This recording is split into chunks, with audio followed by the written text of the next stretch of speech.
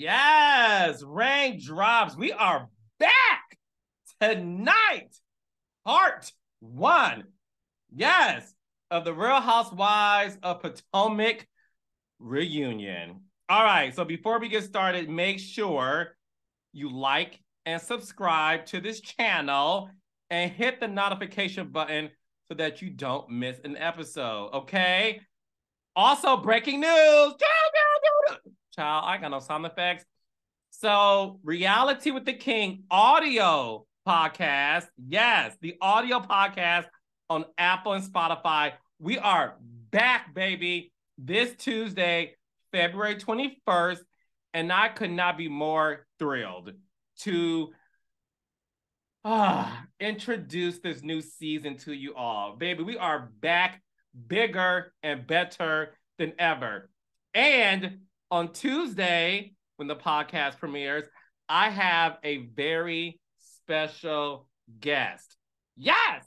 I cannot wait. So again, if you haven't subscribed, make sure you subscribe to the audio version, okay, of Reality with the King on Apple and Spotify, because season 2 of the podcast is back this Tuesday, February 21st, with a very special guest.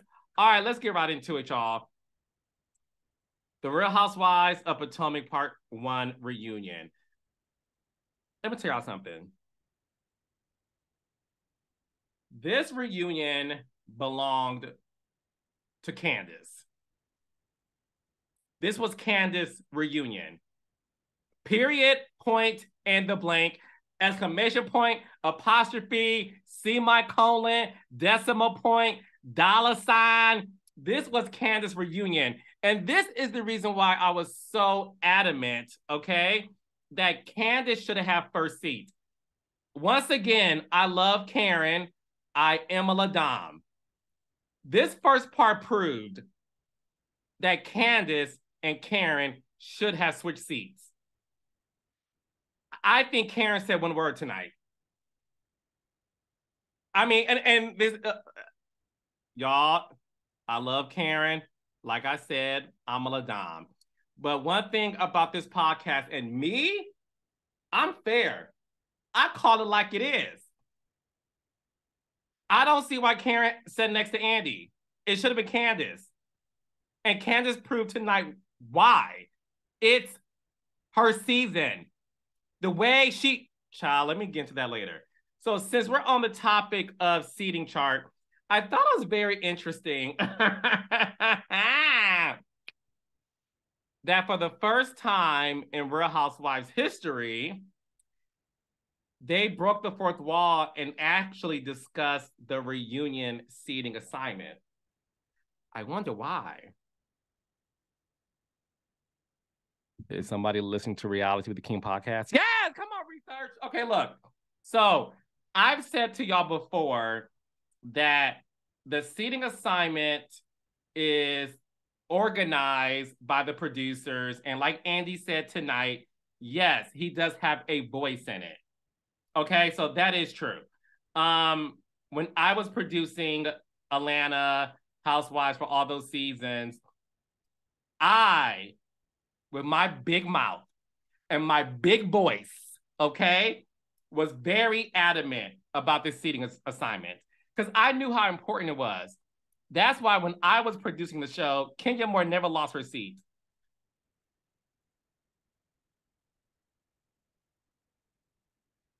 Child, the season I left, Kenya Moore got the second seat. The season after that, they kicked her off the show for not being honest. Oops. Allegedly. And then when she came back, child, that's all I'm gonna say. When I was a part of the organization, honey, Kenya Summer Moore always had first seat. Rightfully so. Okay? So I thought it was interesting that the show opened up with the seating assignment and how Candice gives 0 Fs. The fact that she was like, yeah, Andy, you have a say in it. Like, this is by your design. Because I think Candice knew, like, this is some BS. I am sitting next to Karen and Robin. Like, it was, I think this sitting assignment may be worse than last reunions of Atlanta sitting assignment. Like, this one made absolutely no sense. And then the rationale of, well, sometimes when people are getting along, we don't want them sitting next to each other. Well, if that's the case, then why was Sonya Richards Ross and Drew sitting next to each other last Atlanta reunion? The math ain't mathin', the coffee ain't brewing, and the pipe we ain't smoking. I'm just saying. It is what it is. It is what it is. It is what it is. It is what it is. The only thing I will say is Candice proved tonight why she deserved first seat. And I'm going to leave it at that. And Candice, in my opinion, I didn't think you looked like the Cookie Monster. I didn't think you gave Cookie Monster tease, Candice. I'm going to say that. I don't talk about women's looks. Y'all know I don't go, that ain't this podcast, baby. We don't do that. But I will say, I didn't think Candice looked like the Cookie Monster at all. I thought Candice was definitely one of the best dressed, if not the best dressed. I love the way Candice looked. Loved it. Now, what I didn't love is Ashley making all these excuses about how Michael Darby played you, sis. But that ain't nothing but a good old karma. You need to talk to Caresha, Young Miami, and JT from the City Girls. What type of sugar baby are you, Ashley? You have single-handedly messed it up for every woman who marries a man for his money. Let's just call it what it is, allegedly. You had to slob on that Purdue chicken a la Michael Darby all these years just to walk away with having to share a key? You don't get, you got nothing out the deal. Nothing. But 2 kids. Ashley, while you were sitting around meddling in everyone's business, you stopped breastfeeding your baby to hop in an Uber lactating. Your boobs was lactating milk on the trail, in the Uber, on the way to the all-cast trip last season, or was it the season before that, where you spilled tea about Wendy. You left a trail of your breast milk to go down and spill some tea. Or should I say spill some milk? You spilled some 2% milk, some whole milk, some cow milk. Left a trail like your name was Little Red Riding Hood. You're giving that little girl that used to be on the cover of The Salt, where she held the umbrella and the salt was pouring behind her, talking about when it rains, it pours. You did all that only to come back home, knowing that while you were out there, Ashley Darby, meddling in these girls' business, Michael was at Chase Bank, Wells Fargo, Vanguard, getting all of this information that he needed to make sure that his bag was secured.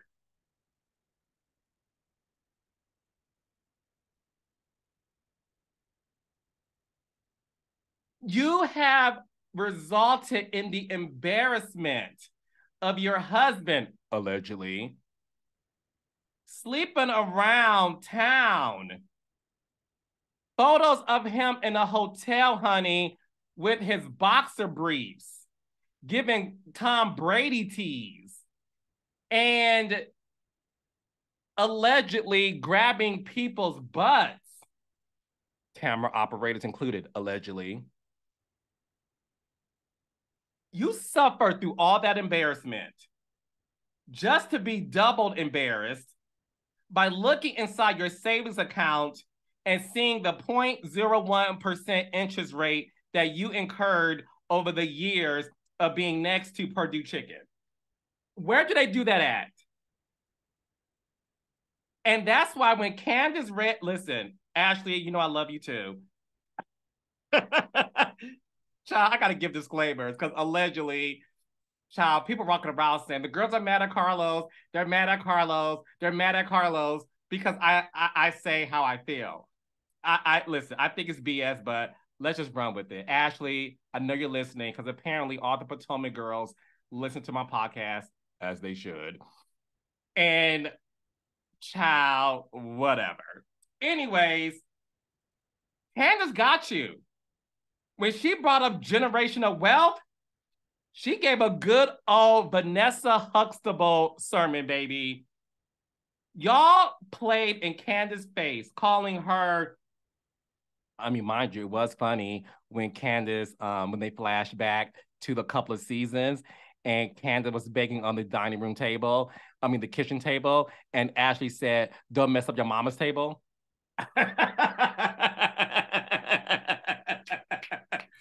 Candice, you gotta admit that was funny. Nevertheless, in the end, it goes to show you that Candice won. I would rather my mama give me money, okay, to put a down payment on my house than to sleep with a man that's giving Tales from the Crypt tease, allegedly, and resort to Ashley, all the tricks and backflips and stuff you had to do, and what do you have to show for it? A job that's on the line. Can we talk? I don't think Ashley's champagne flute is secure. Do you guys? But let's be clear. What we enjoyed about Ashley earlier seasons was the fact that she had Michael Darby. And it was the interesting dynamic of their marriage. We were so interested in that. And y'all already know how I feel. I feel like the reason why Michael Darby is not on this season is because he's tired of the rumors. Clearly, because one thing we do know about husbands being on the Real Housewives franchise, you are subjected to scrutiny. They are going to get your social security number, child, your credit score number. They're going to go get the Equifax, the TransUnion. They are going to make sure that they know everything about you. It's the reason why y'all ran Spencer out of Giselle's life. And I like Spencer. Spencer got a taste of what happens when a husband, a boyfriend, a fiance, or a paid date, allegedly, goes on the show, and then all of a sudden, he's up to getting scrutinized by the audience. That's why Spencer ain't on the show no more. That's why Giselle, listen, I believe Giselle has a lot of men on the roster. She's a beautiful woman. She's single. I don't believe any man that truly loves Giselle would ever go on the Real Housewives of Potomac. Giselle would have to leave that show in order to find her happily ever after. Ain't no man who isn't thirsty for fame. And yes, y'all can read me. I'm gonna tell it like it is, child. These men do not want to be on the Real Housewives at all. At all. They don't. They don't. Y'all, you see what happened to Jamal Bryant, Spencer. I mean, the list goes on and on. Juan ain't showing up to no reunion. Child, Juan barely showed up to the wedding. But honey, that check cleared. No shade. No shade. No shade. No shade. I'm just saying, Ashley, you did a disservice to all the sugar babies. I'm going to need you to clock in, play some City Girls, because you lost this round, baby. You lost this round. Not only did you lose the round in your relationship, You lost the round at the reunion because Candace got you real good. And you had nothing to say after it.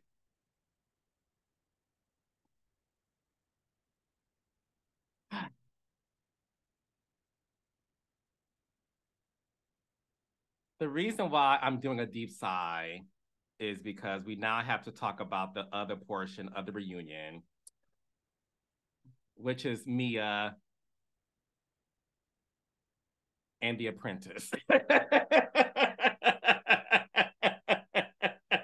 Mia, you know, I go up for you, Mia. I love you, Mia. Allegedly, Mia was mad at me because on this podcast, I said instead of Michael B. Jordan, Mia be lying. And then one of my raindrops, y'all are so messy. One of my raindrops, because 2 weeks ago, Mia tweeted this this whole diatribe about how she's mad at being called a liar. And then one of my raindrops tweeted her back and said, like Carlos King said, not Michael B. Jordan, Mia be lying. And child, Mia responded to talk about some ha-ha whack. Mia, I love you still. I mean, it's okay. It is what it is. Mia, watching you tonight reminded me of The Apprentice, where you're in the boardroom fighting for your life in front of Donald Trump, where you have to explain something and the math wasn't mathing. And as somebody who owns a business, now look, I ain't gonna spill all my tea, but let me educate you guys on something. Okay. So on tonight's reunion, Mia alleged that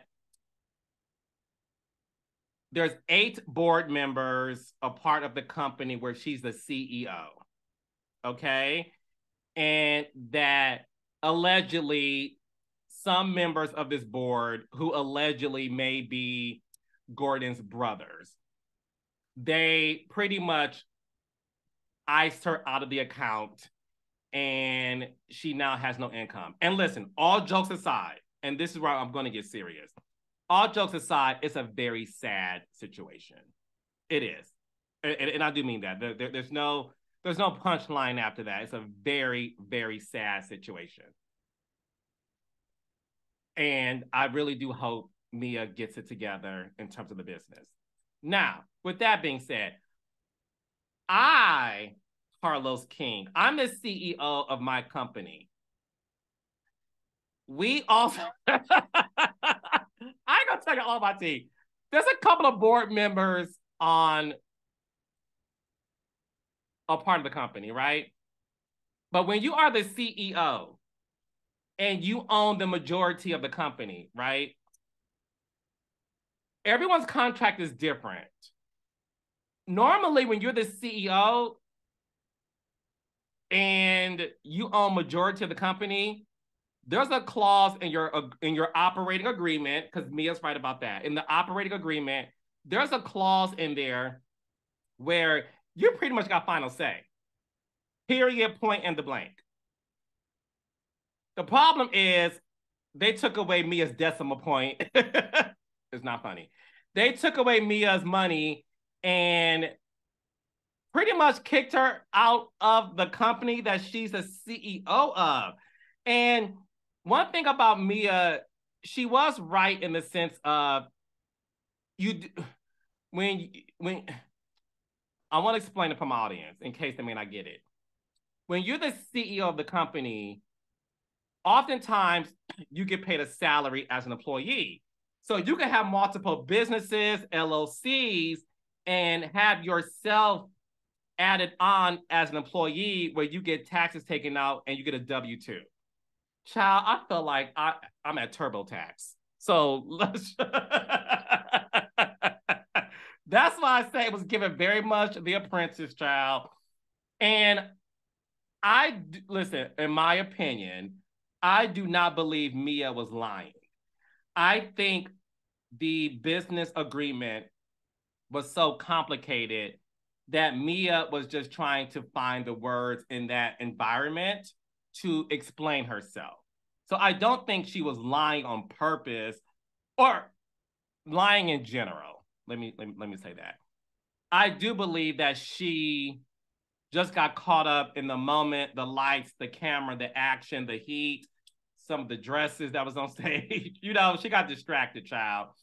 But I do strongly believe that Mia, unfortunately, is in a very dire situation. Now, whether or not Mia understands bicoastal and all that, I'll leave that to her geography teacher. Okay.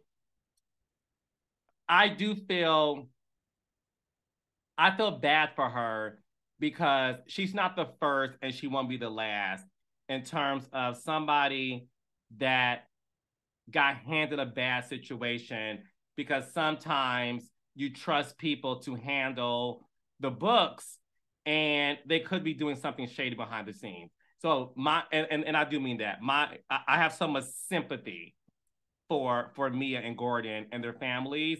And I do think it's a telltale sign that all of us included, we got to stop living outside of our means. To have all those rental properties, it just wasn't necessary unless you were getting income from it. Unless those properties were another stream of income where you bought the house and you were renting it out to tenants and then you would make a profit off of that. That's the only reason why anybody should have those many properties. But if you're having those many properties and you're renting all of, first of all, and I'm gonna move on from this because this is turning into a wealth management class, and this ain't what the podcast is about, child. We need to start owning some stuff. When you're renting something, you are pretty much giving away your money. And then for Mia to say they're renting a penthouse,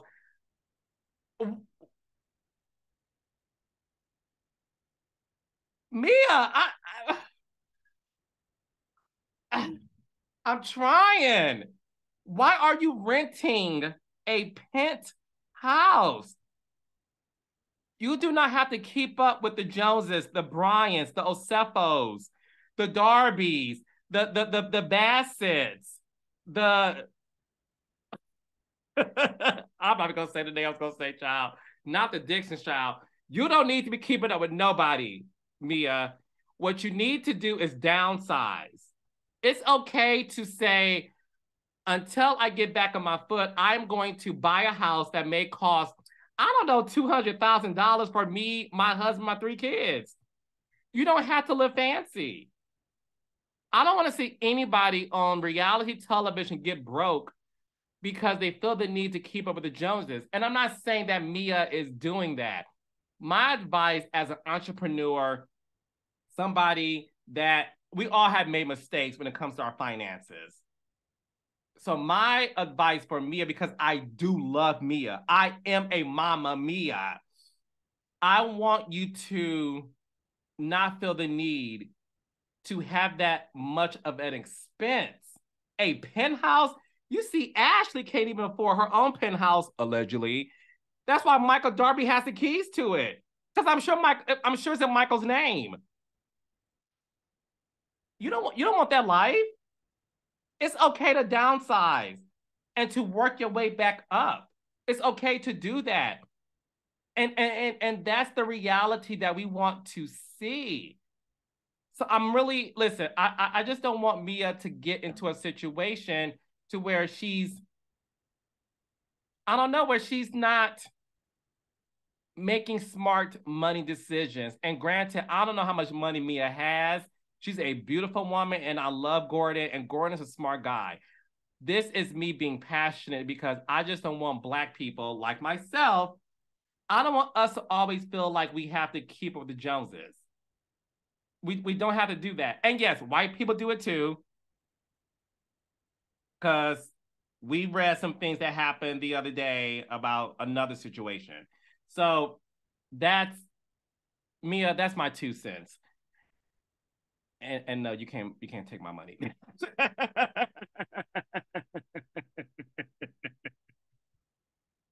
But that's my 2 cents I'm gonna give you, child. Okay. What else happened this reunion? Listen. Let's just go right into it. Candice versus Giselle. Oh no, we got to get into this first, child. Mia. Giselle is alleging that there was some embezzlement going on. And all I could think about was Black China. Embezzlement? Embezzlement? Embezzled? Embezzled? Embezzled?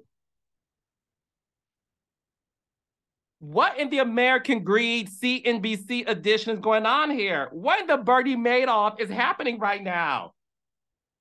Giselle, oh my. Embezzlement?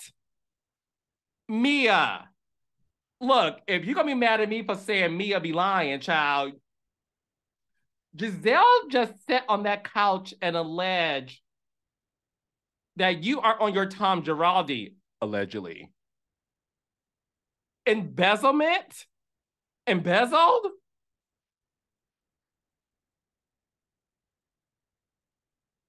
And then Mia was like, well, why would I do that? I wouldn't get on TV and lie about that.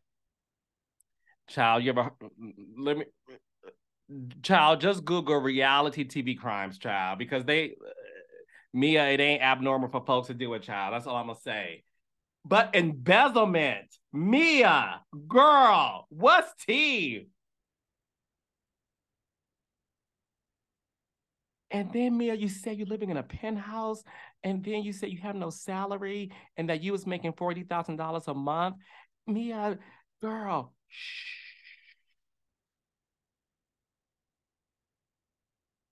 Girl, people watching, sis. I can't believe Giselle said that. I mean, girl, I gagged.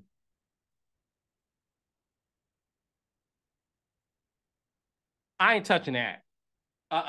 That's even messy for me, but nah, let me move on from that, Mia. All I'm gonna say is, Mia, call the accountant and make sure that the books, and Mia, make sure you are looking at everything you sign, baby, because that's an allegation that I have seen not end well. Girl. Child, let's move on. Okay. Now, y'all know I love Giselle Kobe Bryant.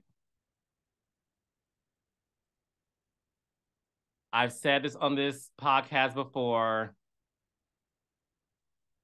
that I never was into this Chris Bassett story. Clearly, Andy even said he wasn't into it either, child. But one thing that we all will agree is that when a woman says she feels uncomfortable, then, you have to accept that she feels uncomfortable. And I think we all feel that way. And that's why I thought it was very admirable that Chris was able to send that message to her. And let me tell y'all something, baby. Chris ain't no fool. Chris said, let me tell you something.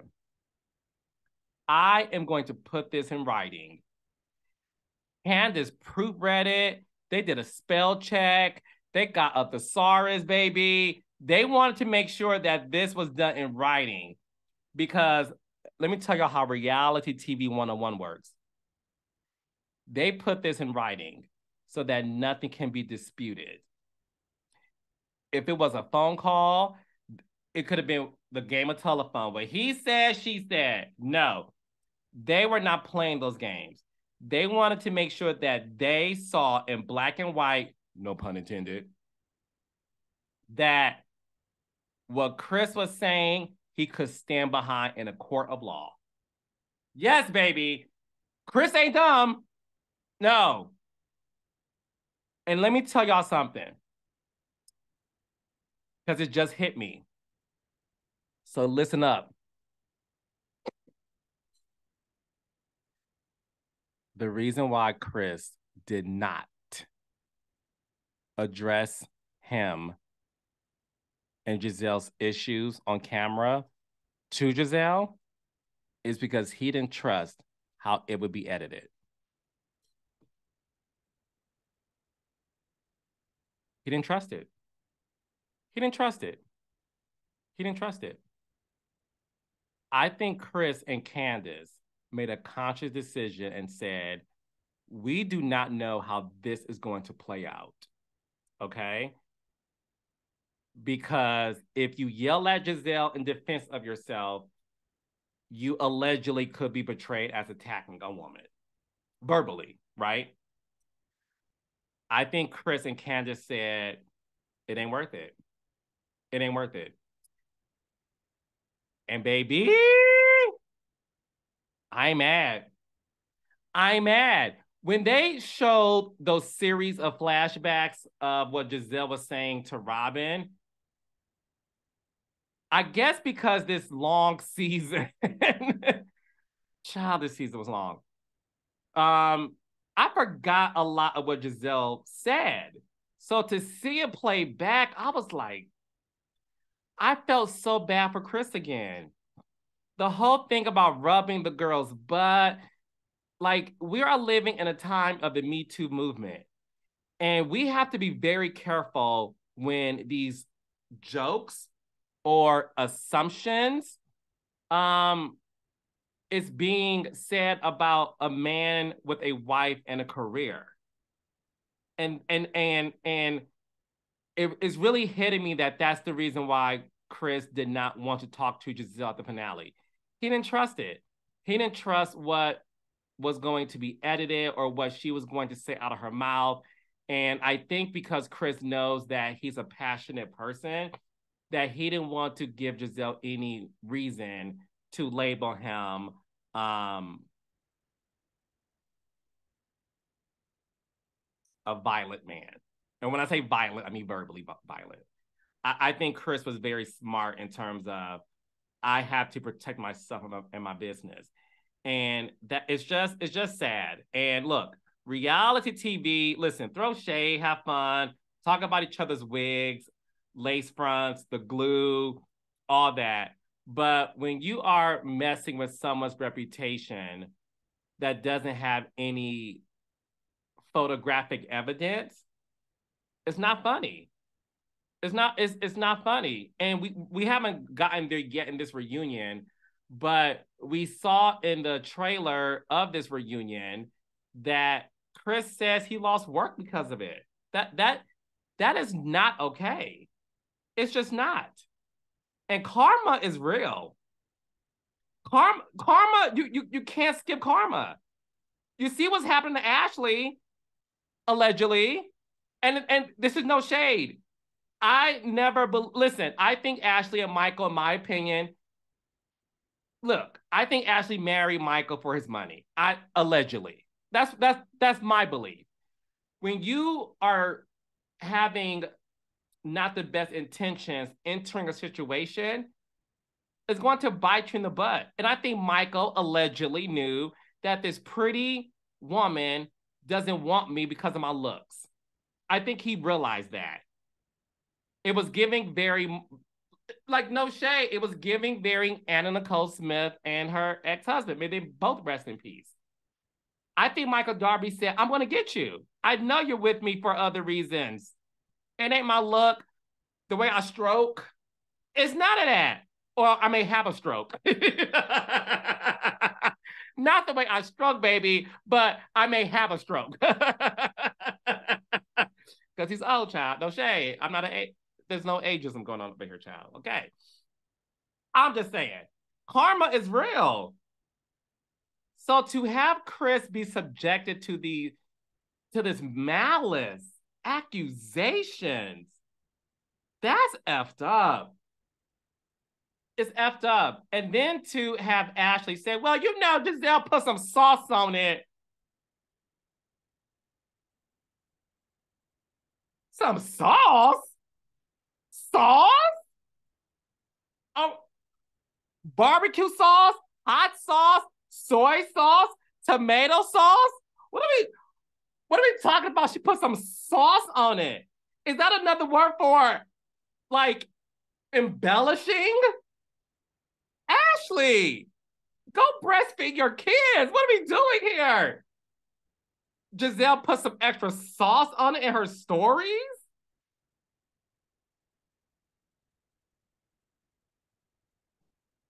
I don't blame Candice for telling Giselle, who I love, to shove it up her anus.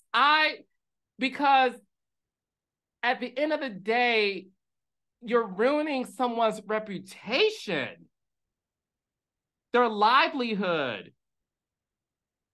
And you know Chris don't want to not have Dorothy, name on the lease. Like, Chris is trying to make sure his money's right. And y'all messing up my man's money.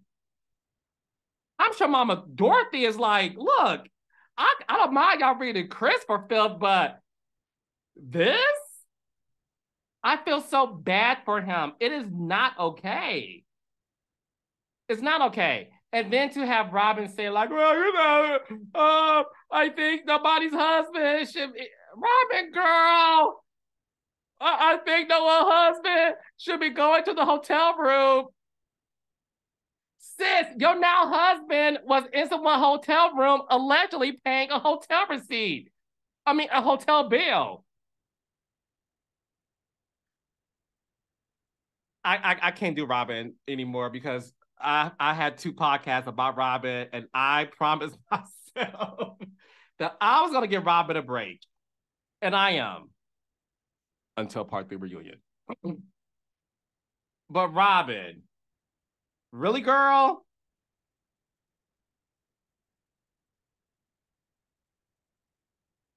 Okay. So look, this reunion on a scale of 1 to 10, I'd give it a 7. It was cute. It was cute.